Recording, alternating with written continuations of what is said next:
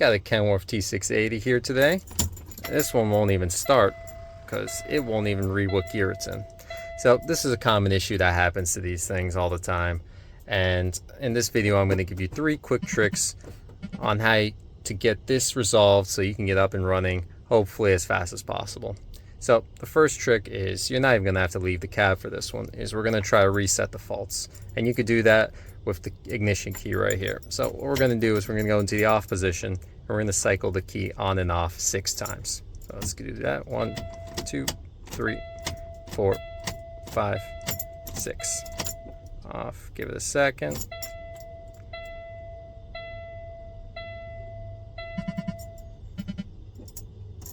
And this one's still not fixed.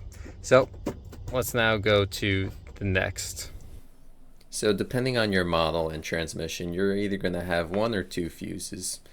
These fuses are what powers the transmission control module. And here you can see I have A3 and L3.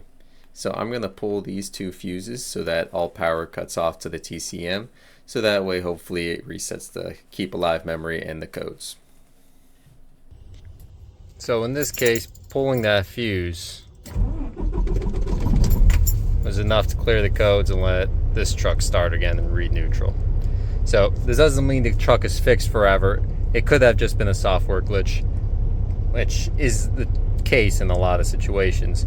But you should still find time to get a proper scan tool hooked up to it and diagnose any faults that might have been left over, just in case it wasn't a freak accident. If pulling those fuses didn't reset your TCM, the next step I recommend is doing a capacitive discharge.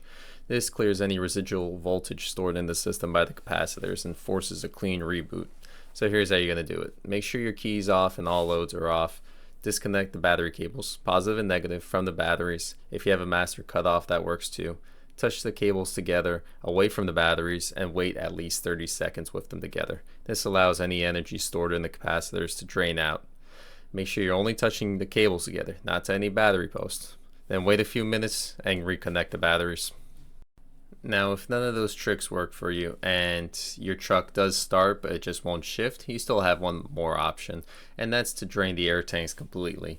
So you can do this by stabbing on the brake pedal or going outside and pulling the drains. You just want the tanks to be completely empty, then restart the truck, build the air again, and see if it lets you shift this time. You may need to do one of the previous options to reset the codes, but a lot of times this can fix some blockage that's going to the air supply for the transmission, stopping it from shifting.